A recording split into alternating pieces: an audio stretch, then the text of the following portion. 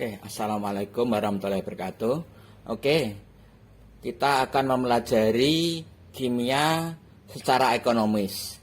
Kimia secara ekonomis ini kita akan mempelajari tentang kimia kosmetik. Kimia kosmetik ini pertama kita akan mempelajari landasan hukumnya. Kenapa kita mempelajari landasan hukumnya? Supaya kita tahu panduan atau batasan-batasan dalam pembuatan kosmetik. Ini landasan hukum Badan Pengawas Obat dan Makanan, keputusan Kepala Badan POM RI. Ini satu-satunya aturan, jadi harus paham dan dihafalkan. Menurut BPOM, definisi dari kosmetologi atau ilmu kosmetik adalah ini ada kosmetik sama kosmetologi itu beda ya. Jadi ini mempelajari secara lebih luas lagi, bahkan tentang kimianya juga.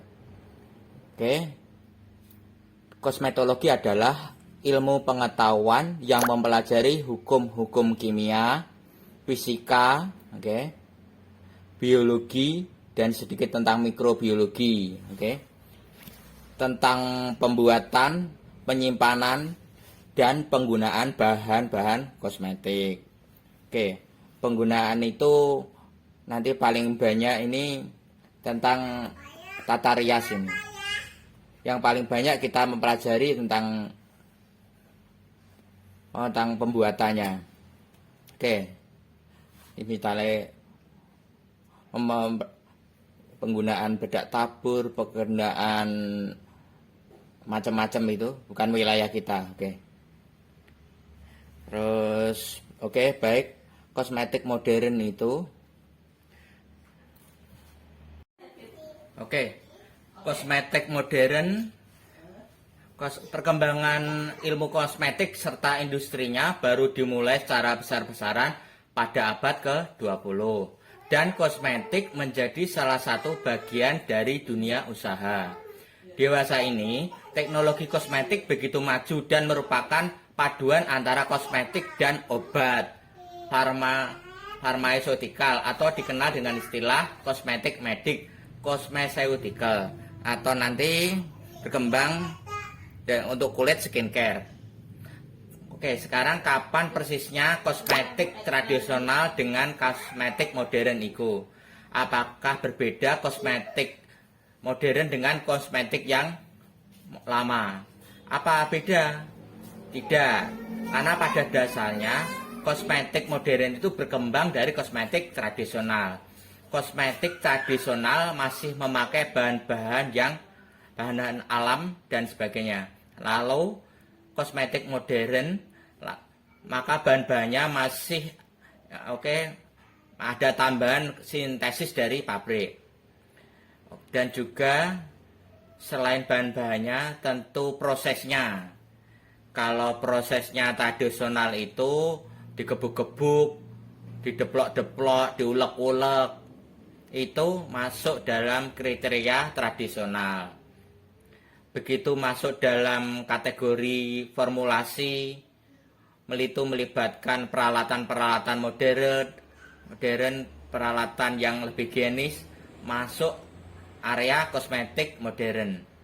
Terlebih lagi, kosmetik tradisional itu, kosmetik lama itu definisinya itu tidak sampai masuk ke metabolisme tubuh. Jadi kosmetik itu hanya nyampe luarnya saja, luar kulit. Jadi itu kosmetik yang tradisional. Tapi selanjutnya setiap orang itu kan merasakan kosmetik itu kok kulit saya tambah halus, tambah putih. Orang mulai mempelajari kosmetik dengan dengan apa yang ada di balik kita. Beberapa interaksi, apakah interaksi fisik, Jadi di pelajaran jadi nanti ada kimia fisikanya di situ. itu ada ikatan fisik, ada interaksi kimiawi. Maka lalu kosmetik itu lalu dipelajari secara keilmuannya. Karena ada interaksi, walaupun cuma secara fisik itu luar itu, rupanya ada interaksi yang lebih dalam lagi ya, masuk ke metabolisme, masuk ke area kulit. Maka kosmetik itu masuk ke pori-pori, itu di sana ada banyak organel-organel kecil, bisa juga ketemu dengan kapiler-kapiler darah. Lalu tidak hanya di area itu saja, ternyata itu saja masuk ke seluruh organ-organ tubuh yang lain, mengikuti sirkulasi dari darah.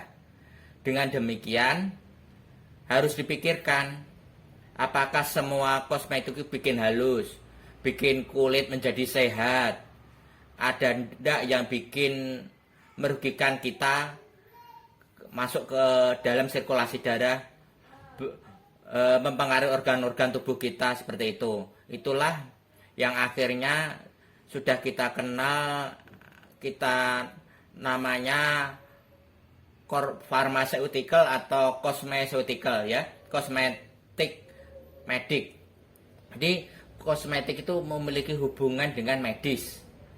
Jadi ada efek medis dari penggunaan kosmetik itu. Nah, itulah kita menganggapnya sudah ada hubungan, sehingga dari sini mulailah muncul kita harus mendefinisikan kosmetik secara modern. Ya. Daripada kosmetik tradisional itu hanya untuk mempercantik diri, hanya untuk mengurangi bagian-bagian dari wajah kita yang kurang estetika, kurang bagus. Oke.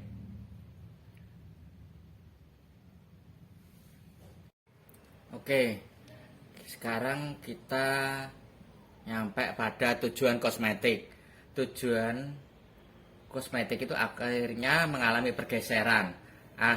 Pertama kan hanya sekedar untuk berhias, supaya lebih cantik, supaya hidung pesek tidak kelihatan pesek, supaya pipi yang agak jatuh sehingga kelihatan lebih terangkat, atau lebih kelihatan bling-bling, atau seperti apalah, atau seperti itu tujuan kosmetik. Akhirnya dengan lebih meningkatkan pengetahuan kosmetik dengan metabolisme dan sebagainya, dan efek kosmetik dengan kesehatan, maka tujuan kosmetik bergeser. Dimana kosmetik sekarang ini selain untuk kebersihan pribadi, seperti sabun pembersih untuk kebersihan kan, juga meningkatkan daya tarik melalui make up. Yang lama ya seperti ini ya, juga meningkatkan rasa percaya diri, juga ada perasaan tenang bagaimana maksudnya, seperti ada orang ya, ada yang pakai bedak kan menjadi lebih tenang gitu. Seperti itu. Ada merasa dirinya tidak pucat gitu, pipinya tidak pucat gitu. Melindungi kulit dari rambut dari sinar ultraviolet, polusi dan lingkungan. Jadi lebih menjaga kesehatan. Jadi kan ada efeknya, ada efek baik atau efek buruk. Tapi kan mesti milih efek yang baik, menuju wajah yang sehat, seluruh tubuh sehat, untuk mencegah penuaan. Kosmetik itu bisa untuk memperlambat penuaan, atau lebih dikenal dengan kosmetik anti-aging. Dan secara umum membantu seseorang itu lebih menikmati dan menghargai hidup. Jadi perbedaan tujuan kosmetik itu bergeser. Awalnya sekedar dekoratif, sekarang menjaga kesehatan. Menjaga kesehatan itu termasuk menghargai hidup. Jadi berterima kasih pada Yang Maha Kuasa. Syukur-syukur kita dikasih kecantikan. Jadi itu tetap harus dipertahankan sebagai bentuk menghargai hidup. Oke. Sekarang kita nyampe pada alergen dalam kosmetik. Dalam kosmetik itu ada, selain bahan-bahan yang menimbulkan kebaikan, ada yang menimbulkan alergi, tapi tidak semua orang. Jadi alergi itu tidak bisa menimbulkan iritasi, sensitasi, tapi tiap orang itu beda-beda. Ada yang kulit menjadi merah-merah, tapi ada yang lain tidak. Jadi ada bahan-bahan itu ada yang menimbulkan reaksi iritasi, kemerah-merahan, sensitasi. Sensitasi itu terjadi perubahan. Misalnya pakai sabun, tiba-tiba sudah terjadi gatal-gatal, kemerahan. Jadi kulitnya itu sensitif. Oke. Nah, termasuk apa saja penyebab dari alergi itu? Ada ikatan-ikatan arsenik, ada aluminium sulfat, ada aluminium klorida, ada balsam, ada itu fenol, ya, ada formaldehid, ada gum, ada lanolin, ada ikatan-ikatan merkuri, ada parafenil, oke, ada parafenil lenediamin, ada ikatan bismut, ada ikatan minyak bergamot, minyak lavender, minyak salisilit, resoisinol, hexaklorofen. Nah, ini kan alergi. Kenapa kok dimasukkan kosmetik toh? Ternyata ini semuanya sebenarnya ada kemanfaatannya, cuma harus dibatasi konsentrasi maupun jangka waktu pemakaian. Jadi kalian kalau sudah mempelajari kosmetik itu tahu banyak hal. Jadi hal-hal yang tadinya mengerikan menjadi tidak terlalu mengerikan lagi. Jadi tapi malah kadang-kadang ya anggap biasa-biasa saja malah berbahaya. Jadi misalnya aluminium sulfat gitu, bisanya ada pada tawas, ya. Apa ya, ada fungsinya. Dia memutihkan, juga antimikroba. Sehingga untuk obat-obat jerawat itu penting. Cuma lalu jadi bahan kosmetik. Bahan kosmetik tradisional terdiri dari bahan-bahan alam, diolahnya juga secara tradisional. Di samping terdapat kosmetik semi tradisional, yaitu kosmetik tradisional tapi pengolahnya secara modern. Ini ada beberapa kosmetik tetap mempertahankan tradisional, seperti Ratu Ayu, Mustika Ratu, itu lebih senang mempertahankan formula-formula tradisional dari rimpang-rimpangan, dari tanaman-tanaman asli Indonesia seperti itu. Tetapi pengolahannya menjadi modern. Tapi dulu itu ada rimpang, itu ada digerus, masuk dalam formula dempul, ya, formula bedak-bedak dasar seperti itu. Kalau sekarang sudah mengikuti buat ya itu ya buat diekstrak dengan pelarut yang tepat. Kedua, kemudian mendapatkan material aktif, itu akhirnya masuk dalam formula kosmetik. Itu menggunakan cara-cara modern. Itu nambah-nambah kimia sintetik itu untuk pengawet. Coba bayangkan kalau kosmetik tanpa pengawet, itu kan isinya nutrien-nutrien, kan bahan-bahan alam. Namanya nutrien itu yang mau makan bukan manusia aja, tapi mikroba, jadi merusak. Jadi bau-baunya tidak karuan. Masa mau kosmetik itu kok alamiah, tapi baunya bau-bau kecut gitu, bau-bau tengek kan nggak mau kan.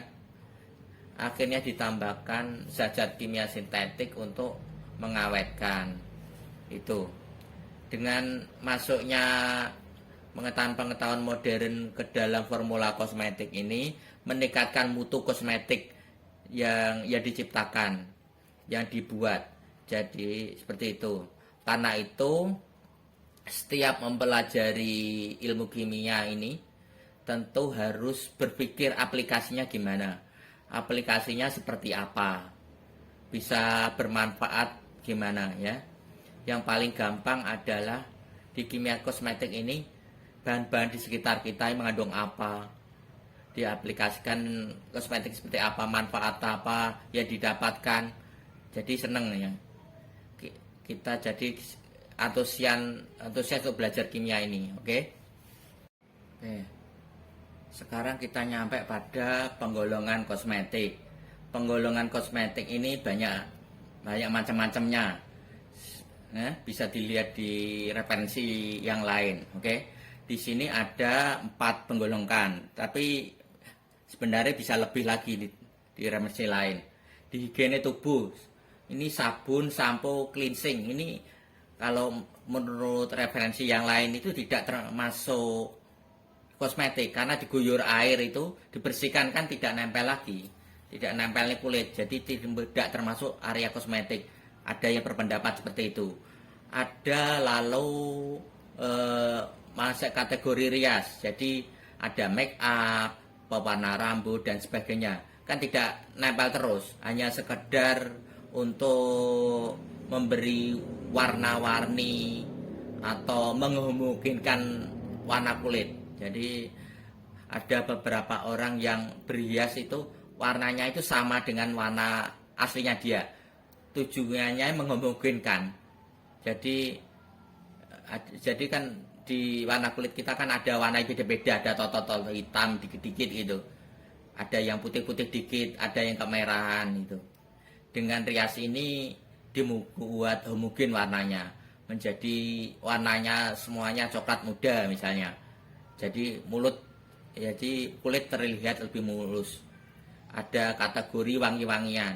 Nah, ada orang yang nggak mau masuk kategori kosmetik, tidak mempercantik katanya, hanya mendatangkan aroma gitu. Itulah ya, seperti ada deodoran, parfum atau sip ini untuk laki-laki yang habis cukuran itu ya. Oke.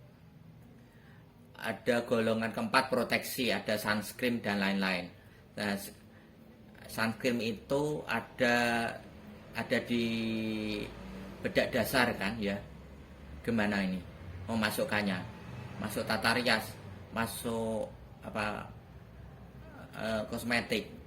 Sekarang kan ada inovasi untuk tata rias sekaligus mengandung sunscreen ya, sehingga penggolongannya ini akhirnya menjadi tidak betul-betul digolongkan gitu, menjadi rancu gitu ya, bisa masuk ke sana, bisa masuk ke sini, penggolongannya gimana. Jadi ada sebagian orang merasa tidak penting lagi penggolongan kosmetik. Oke. Yang terpenting adalah bahan dan fungsinya. Jadi kalau paham ini, bahan dan fungsinya, mesti ini akan belanja kosmetik banyak ini. Wah, ini ingredient nutrisinya ini apa ini? Ini mesti, apalagi kalau tahu satu persatu fungsinya. Wah, ini fungsinya ini bisa digantikan ini nih. Bisa berinovasi ini dengan berbagai macam formula yang ada. Diinovasi sesuai dengan perkembangan pengetahuan bahan-bahan kosmetik dan fungsinya. Oke, makin senang kan? Kita mulai saja. Dasar kosmetik biasanya terdiri dari berbagai macam bahan dasar, bahan aktif, dan bahan pelengkap. Apa itu? Bahan-bahan tersebut memiliki aneka fungsi, antara lain solvent, pelarut. Ada yang berfungsi sebagai emulsifier. Kenapa emulsifier? Ada kenalkan, ada bahan berminyak atau non polar, ada bahan yang polar seperti air itu. Bagaimana mereka campur? Tidak bisa, harus ada emulsifier, pencampur. Ada yang berfungsi sebagai pengawet, ada fungsi sebagai adhesif pelekat, terutama untuk nempel-nempelkan bedak itu harus ada pelekatnya. Itu di bedak-bedak yang nantinya ditempel bedak lain, ada bedak tabur, ada bedak padat, adhesif ini. Bahkan ada loh, ada terang-terangan masa pakai lem di dalam aplikasi kosmetik itu. Kita pengen ketawa, tapi itu diperlukan untuk melekatkan supaya tidak terlepas dari kulit. Oke. Ada ya untuk yang pengencang, untuk memberikan efek seolah-olah ketarik. Ada yang absorption, penyerap. Oke. Mengapa perlu ada penyerap? Bayangkan wajah kita kan sehari-hari keringatan. Kalau tidak ada yang menyerap, nanti keringat kita kan menjadi deleweran, mengalir, terus melarutkan bedak-bedak kita itu. Makanya sekarang ini banyak digunakan bedak-bedak absorben, ya, seperti bangunan ini. Jadi seperti ngecat tembok itu, ada absorbennya ya. Jadi kalau berkeringat, kosmetiknya bukannya luntur, tapi malah tambah putih karena ada material-material ya, ada material-material yang nyerap itu, ya, jadi mirip lempung itu. Jadi bedak tabur bedak padat itu ada lempungnya. Begitu nyerap kulit itu makin mengembang, warnanya makin pudar. Jadi tadinya bedak itu kan sudah di open, warnanya kan krem. Begitu menyerap air menjadikan keputih-putihan, sehingga habis wudhu, habis keringatnya gobios, kok malah tambah putih ini. Nah, lebih seneng kan? Itu ternyata bentonit. Itu kalau seneng itu bentonit itu digunakan sebagai bahan dasar dari bedak-bedak tabur, bedak-bedak padat juga. Oke. Terus ada juga yang desinfektan, pembunuh kuman. Kenapa? Karena wajah kita kan selalu bersentuhan dengan yang luar, ada polusi dan sebagainya. Kalau ada bedak itu ada desinfektannya, maka mikroba itu tidak sampai masuk ke area-area kulit-kulit bagian dalam. Pada umumnya 95% dari kandungan kosmetik itu adalah bahan dasar itu semua. Nah, 5% itu bahan aktif. Jadi misalnya bedak tabur itu bahan-bahannya apa? Jadi apakah dari itu dari bentonit ya, itu hampir 95% nanti pelembabnya, vitamin, terus material aktif itu yang mungkin bisa menyebabkan pertumbuhan kolagen dan sebagainya, itu hanya sekitar 5%, atau bahkan tidak mengandung bahan aktif sama sekali. Kalau sudah masuk ke area kosmetik bayi, ya, bukan kosmetik ya, namanya apa ya? Oh, skincare bayi. Oke. Itu sama sekali malah tidak mengandung bahan aktif. Mengapa? Karena bayi itu sendiri itu pertumbuhannya dari dalam begitu pesat, sehingga tidak perlu bahan aktif. Semua selnya masih muda, tidak perlu tambahan bahan-bahan dari luar. Hanya perlu untuk melindungi dari debu dan polusi dari luar. Jadi itu hanya terisi oleh bahan-bahan dasar saja. Oke. Oke, jelas sampai sini ya. Dengan demikian bisa ngaduk-ngaduk formula sendiri, mencampur-campur sendiri. Tapi jangan lupa baca ingredientnya dengan seksama. Dan tidak perlu bangga pakai bedak bayi, karena tidak perlu pakai bedak-bedak bayi itu ya, perlu pakai bahan aktif, pakai tabir surya dan sebagainya. Jadi dari sini sudah tahu kan, bukan berarti bayi-bayi, bukan aja untuk bedak bayi, bukan untuk bayi saja. Lanjut. Oke, nyampe batas kadaluarsa, ada batas kadaluarsa ini, ada peraturan yang mengikat dari pemerintah. Ada 1 tahun, 2 tahun. Tapi kan kita memikirkan dalam 1 tahun apa mesti habis. Maka perlu pengawetnya itu, ya. Tapi oke. Jadi kalau misalnya tiap tahun bikin itu gimana? Jadi harus memperhitungkan kadaluarsanya ini. Kalau misalnya itu kalau mau lama, maka itu pengawet itu harus ada ukuran-ukurannya. Memang pengawet itu jelek, tapi kalau itu melebihi batas ambang, tapi tidak melebihi batas ambang, tapi terus-menerus juga nggak baik. Karena itu kosmetik ini dipandang perlu, tapi yo kalau di rumah-rumah saja ya tidak harus menggunakan tabir surya, tidak harus menggunakan foundation, ya cukup dibersihkan saja. Kalau mau keluar baru menggunakan kalau ketemu matahari baru menggunakan sunscreen. Kalau malam kan menggunakan vitamin-vitamin. Tapi saya ragu ini, kok ada vitamin perlu kosmetik? Oke, oles-oles vitamin sendiri.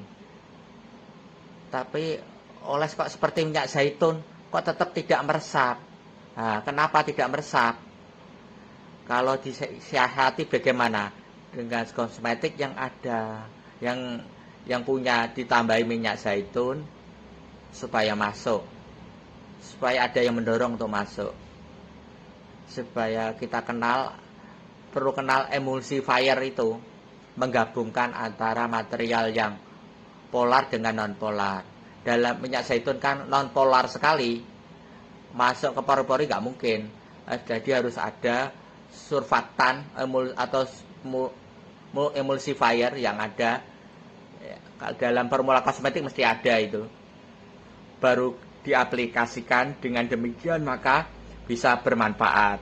Oke, itu. Lalu seperti perona pipi, bedak tabur, padat, itu kadang-kadang kita punya 5 tahun tidak habis-habis. Nah seperti itu, mau dibuang sayang, ya. Pensil mata hanya 1 tahun, tidak mungkin. Oke, itu banyak kecurangan-kecurangan, ya, karena pikirannya terlalu sempit itu. Itu harusnya regulasi mulai ditata kembali. Kalau 1 tahun itu banyak dilanggar akhirnya. Itu kosmetik bibir umumnya 1 tahun. Itu paling gampang untuk mengetahui ciri khas kadaluarsa atau tidak gimana? Formulanya sudah rusak, jadi dibuat dari minyak dan air, sudah misah, ya, minyaknya akhirnya tengik seperti itu. Oke. Berlendir itu artinya minyaknya keluar. Minyak kan seperti lendir, awalnya kan tidak seperti itu.